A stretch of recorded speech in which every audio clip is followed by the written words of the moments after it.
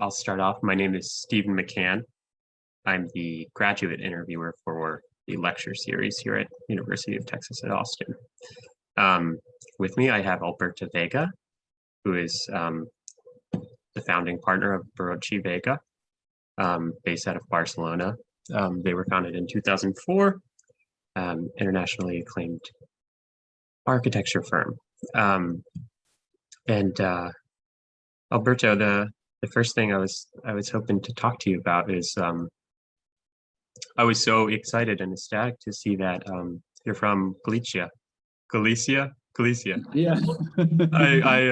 It's one of my favorite places. Good. Wait, Galicia? Yeah, it's fine. Okay. But yeah, it's one of my favorite places that I've visited, and I guess my first question is, what brought you to architecture, and how did your childhood and young adulthood, form your decision to enter the field, and how has it formed your work now? What brought me to architecture? I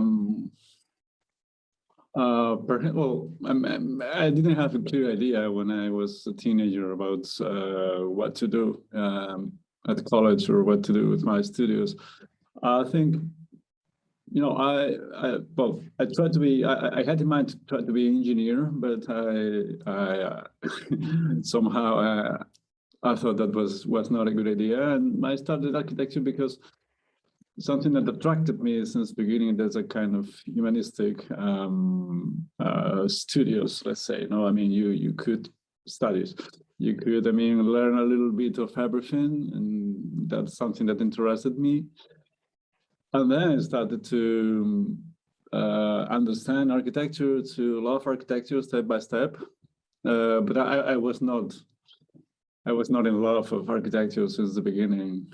So I think it took me a while to fall in love with architecture and to start enjoying architecture as a profession. So yeah, it wasn't something that I had in mind since I was a child, for example. There are people who has this clear vision. I didn't have it. And so you studied architecture in Pamplona, is that correct? Yeah, that's right. And then so how did your so you didn't necessarily come into architecture with a firm knowledge of how it was going to be, what you were interested in. So what was the process of finding your architectural sensibility through school? Yeah. Well, the school when I studied was a quite small school with a very rigid approach to architecture, a very clear style. It was in a school where, the idea was to teach you about how to build, not exactly about how to think about architecture. I remember I started to work in a practice during my studies. I started to discover the life in the studio. Somehow, the professional approach to architecture, and it was something different. It was quite important for me to start working in a studio during my studies, because opened my vision about what means architecture. Then when I finished my studies, I moved to another practice in the south of Spain. I went to Sevilla and I was working there 3 years. In a completely different practice. So I discovered that because, when you enter in a practice, you think that's all. That's what I have to learn. The way to solve things, the way to think about architecture, that's all. You have a language somehow in every practice. When I moved to the second one, I discovered that all what I learned before basically didn't hold up. Was meaningless in the second practice. So I discovered that the most important was to find my own language somehow. At the south of Spain, I met Fabricio, my partner, And well, there was a moment where we just decided to move here to Barcelona, where we are based. And we weren't soulmates somehow. I mean, we had very different backgrounds. He came from Venice, from Italy. I came from Pamplona, from the north of Spain. We started to discuss and think about the architecture we wanted to do together. Basically, we started to discover it together somehow. So during the last 15 years, we have been struggling or discussing or trying to understand the architecture we want to do together somehow. So it was a process somehow. Since I started my studies, when I entered in a professional studio, and then when I started my own practice, it was always a process about thinking, what can I offer you as architect, which is the kind of architecture that we like to do or would like to do. So yeah, we are on it.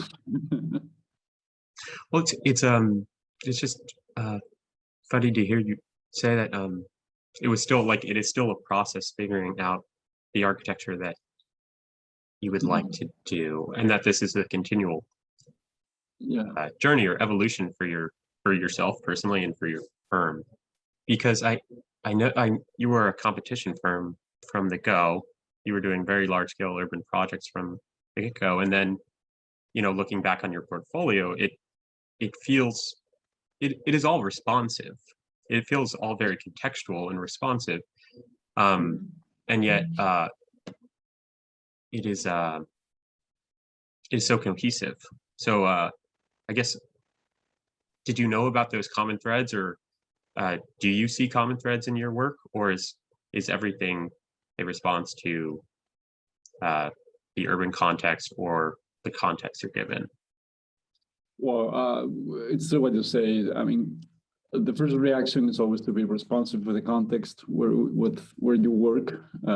Try to be somehow try to achieve the right answer to the place where you work. That's the most important, and this is what we try to do always. But thanks to that, there is somehow a link between all what we do, because you always have the same questions in mind, mostly. I mean, when you work, I mean, you always have the same. I'm not saying concepts, but well, for example, in our practice, we have some guidelines or some keywords that we always use, and that for us are important in every project. So probably today we will talk about it. So it's true that perhaps these keywords or these concepts are the elements that are linking somehow all the last projects we did. I mean, for me, are very different the first projects we did or the first competitions than the projects that we are doing currently. But it's true that there are always reflections about, most of the times, about the same words. But of course, I mean, starting always with the idea that being specific on a site or being responsive with the context, understanding the context, is probably the main task that you have as architect always. Right.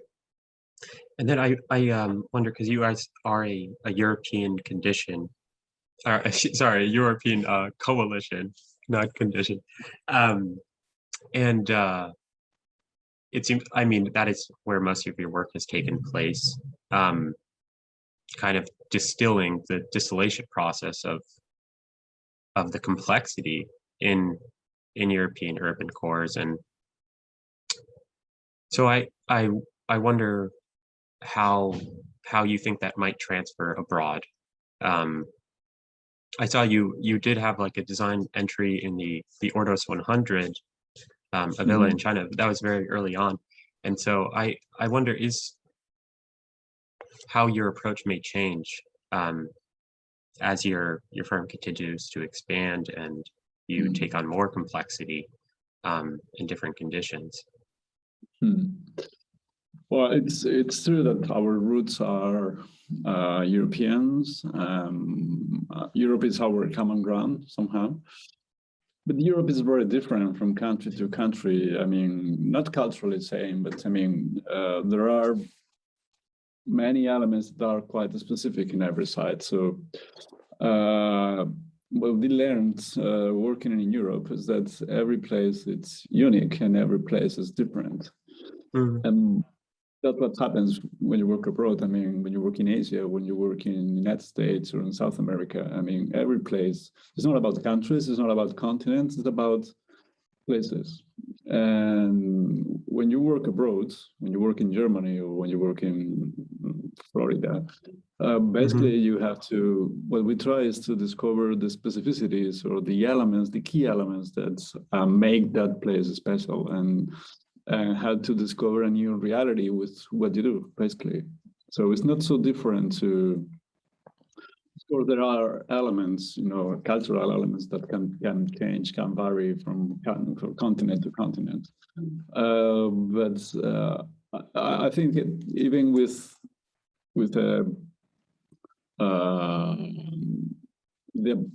a tourist approach, this is the approach that you can have when you do a competition or when you visit the site 2 or 3 times. You can discover the key elements of every place, and then, well, it's a question of how to intensify these key elements, how to transmit something with what you do, and how to discover this new reality. So to me, there are not so many differences when working overseas or when working in Europe, because at the beginning we thought that was something linked with, the cultural approach, or it's about places. It's about if you have a corner and you have to solve a corner. I mean, it's about understanding how people move around it, how people see it, how people discover the city in that place, whatever it is. I mean, whether it's Germany or United States. So, well, this is somehow the approach that we have. I mean, trying to be very, very specific with what we do and forgetting about, I mean, a broader approach to the profession somehow. Right. And I like, while you're talking about that, I'm thinking about the elevation of your Philharmonic hall, and it's interesting because you're addressing the site, you're addressing the context, and you're being playful with the steeple as it exists in the current condition. Yet the steeple is so loaded across Europe, across all Judeo-Christian countries. The steeple is so loaded. So I wonder how that arose, how that abstraction arose. It seems, I don't mean to imply that it's tongue-in-cheek, but it's generous and it's playful. And I wonder if you could talk to me about that abstraction and the thought process behind that move. Well, I mean, when we went to Stettin, when we did a competition and we visited the site, and well, somehow we saw similar architectures. I mean, even the building, which is just close to our Philharmonic, I mean, has this kind of massive and vertical architecture somehow. So we identified something quite specific of this site and something quite specific about the architecture in this region, this area in Poland, which was, I mean, Germany before the Second World War. Somehow it's an element that belongs to the context, but we want just to start playing with the same rules, not the same materials, the same shape. We wanted to compose something somehow which can link our building with the surroundings, but not being too direct.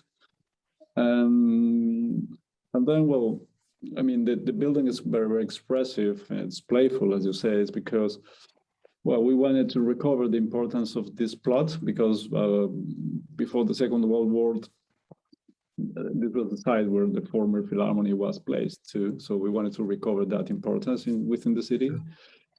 And we wanted to somehow scream up with the building. No, we wanted to say, hey, this is the Philharmonic, the building plays with the roof because you can see it from the distance above the trees.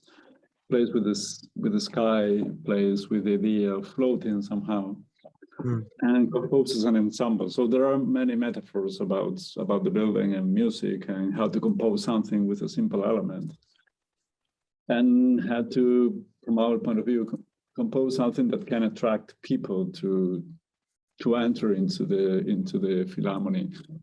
So it's a way of rediscovering the context in a different way, somehow using tools that you can read in the physical context. But the most important is not just that, is to discover the right character or the right attitude in every building. I mean, for us, in staging, the right attitude was try to be, yes, strong or very expressive with the building, because we wanted to recover that importance. And the language or the element itself related with the, let's say, this contextual architecture was just a tool for us. I mean, of course, we liked that kind of shape, we liked the composition, but that was just a gesture, no? I mean, the reason was try to somehow recover with a very expressive element the importance of this site. Because to be specific, it's not as to play with the physical context somehow. It's achieve, yeah, the right character or the right attitude of the building somehow. And well, staging is a project that reflects about it. And then I guess I would segue in how your buildings are attempting to relate to the city, and the buildings that surround it. And I think obviously your the Zurich Dance Center, the elevation is so beautiful, the stepping up to the the villa behind it. But I'm thinking more of the Bundeskunstmuseum. I don't know how to pronounce it in Switzerland. And yeah, no, it sounds pretty much the same. Okay. It's and it's this Platonic volume. It's this simple volume that is surrounded by complexity, and it in its purity, it becomes this honey pot.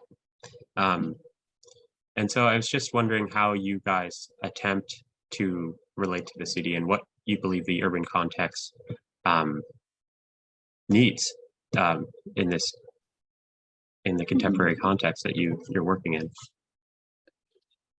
Well, it's true that the reflection about the city is very important for us, because most of the times we have been, I mean, the chances we have had to build right till now, most of them were within cities or within villages. So this reflection about looking back to the city and thinking about the projects from the city first, it's very present for us, and it's something that we do always somehow.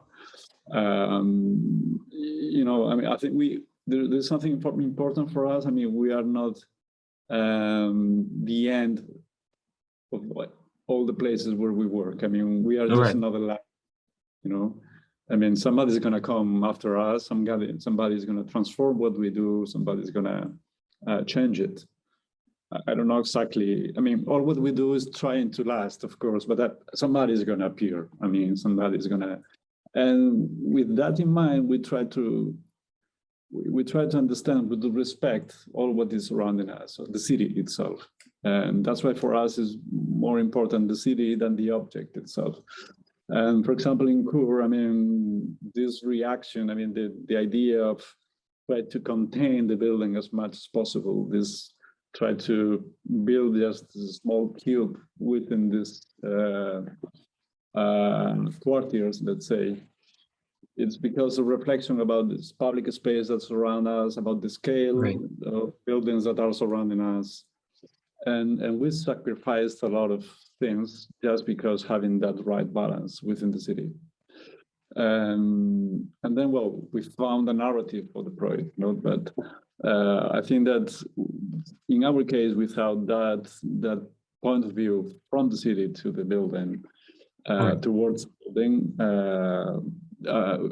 for us would be really difficult to approach projects or to approach competitions, because I mean it's something really rooted in our way of thinking, and it's a natural way of starting somehow designing for us. I mean, thinking about first about the city and then about the building, and we are not the kind of architects that start thinking about the program first, or the relationships within the program, Right.